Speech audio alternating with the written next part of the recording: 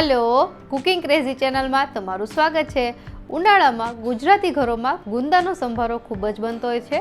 તો આજની રેસીપીનું નામ છે મેથિયા ગુંદાનો સંભારો અને આ સંભારો બનાવતી વખતે ગુંદા ચીકણા ન રહે એની માટેની એક ખાસ ટિપ્સ છે, એ પણ શીખીશું। તો ચલો રેસીપી શરૂ કરીએ અને રેસીપી પસંદ આવે તો વિડીયોને લાઇક અને ચેનલને સબસ્ક્રાઇબ કરવાનું ન ભૂલતા। તો ગુંદાનો સંભારો બનાવવા માટે મેં 200 ગ્રામ જેટલા ગુંદા લીધા છે। આ ગુંદા છે ઉનાળામાં આસાનીથી મળી જાય છે। હવે આપણે આ ગુંદાને આવી રીતે તોડી લેશું અને આવી જ રીતે બીજા બધા ગુંદા છે એ તોડીને રાખી દેવાના છે। ગુંદાનો સંભારો બનાવો ત્યારે આવી રીતે મીડિયમ સાઇઝના ગુંદા છે એનો જ ઉપયોગ કરવો। તો બધા ગુંદા છે મેં તોડીને રાખી દીધા છે। હવે આ ગુંદામાંથી આપણે પહેલાં તો બી કાઢી લેશું। તો તમે કોઈ પણ ન્યૂઝપેપર અથવા તો કોઈ પણ કિચન ટોવેલો એનો ઉપયોગ કરી અને એક ગુંદાને આવી રીતે રાખી દેશું અને ત્યારબાદ હાથની મદદથી થોડું તમે પ્રેસ કરશો એટલે ગુંદાનું બીજ છે બહાર આવી જશે। હથેળીના ભાગથી થોડું પ્રેસ કરવાથી ગુંદુ છે તૂટી જાય છે। તમે દસ્તાની મદદથી પણ તોડી શકો, પણ એની કોઈ જરૂર છે નહીં। હવે આપણે આ બીજ કાઢી લેશું અને ત્યારબાદ બધાને ખબર છે એમ ગુંદા છે ચીકણા ખૂબ જ હોય છે। તો હવે આપણે આ ગુંદામાંથી ચીકાશ દૂર કરવા માટે અહીં આપણે રેગ્યુલર નમક આવે છે જે આપણે ઘરમાં યુઝ કરતા હોય છે એનાથી આ ગુંદાને આવી રીતે પહેલાં તો સાફ કરી લેશું, જેનાથી એનો ચીકાશવાળો ભાગ છે નીકળી જશે, એકદમ આસાનીથી નીકળી જાય છે। ગુંદામાં આવી રીતે મીઠું લગાડવાથી એનો જે ચીકાશવાળો ભાગ છે આસાનીથી નીકળી જાય છે। તમે મારા હાથમાં જોઈ જ શકો છો।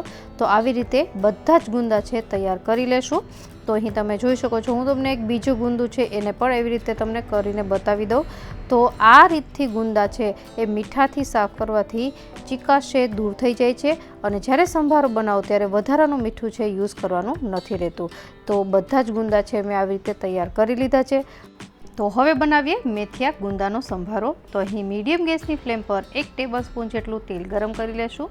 તેલ ગરમ થાય એટલે હાફ ટીસ્પૂન જેટલી રાઈ, 1/4 ટીસ્પૂન જેટલી હિંગ, 1/4 ટીસ્પૂન જેટલી હળદર અને હાફ ટીસ્પૂન જેટલી મેથીનો ભૂકો। આ મેથીનો ભૂકો મેં મેથી શેકી અને મિક્સરમાં દળીને બનાવેલો છે, એને મિક્સ કરી લેશું અને હવે જે ગુંદા તૈયાર કર્યા છે એને એડ કરી દેશું અને હવે એને સારી રીતે મિક્સ કરી લેશું। અને હવે કરીએ મસાલા। તો મસાલામાં મીઠું આપણે ઓલરેડી ગુંદા છે સાફ કરીએ ત્યારે નાખ્યું તો એટલે એડ નથી કરવાનું।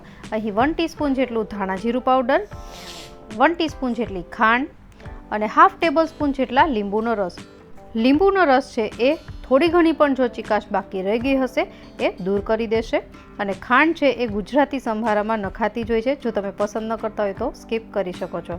અને એને મિક્સ કરી લીધું છે। હવે 2 થી 3 મિનિટ માટે ચમચો ફેરવતા જઈ અને એને પકાવી લેશું। એક વખત ગુંદા છે પાકી જશે ત્યારબાદ આપણે એમાં 1 ટીસ્પૂન જેટલું લાલ મરચું પાવડર નાખીશું। લાલ મરચું પાવડર છે પાછળથી ગુંદા પાકી જાય ત્યારબાદ જ નાખવું, નહીંતર બળી જશે।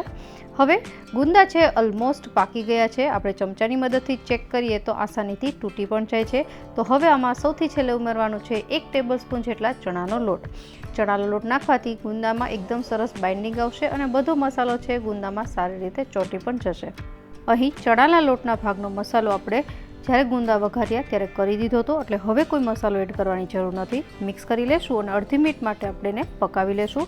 તો તમે જોઈ શકો છો આપણો મેથિયા ગુંદાનો સંભારો તૈયાર થઈ ગયો છે। ગેસ બંધ કરી અને એને સર્વ કરી દેશું। ઉનાળાની સિઝનમાં દરેક ગુજરાતી ઘરમાં આ સંભારો અચૂક બનતો હોય છે।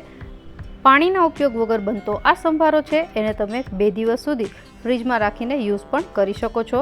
આશા રાખું કે રેસીપી જરૂરથી પસંદ આવી હશે। મળીએ નવી રેસીપી સાથે, ત્યાં સુધી બાય બાય।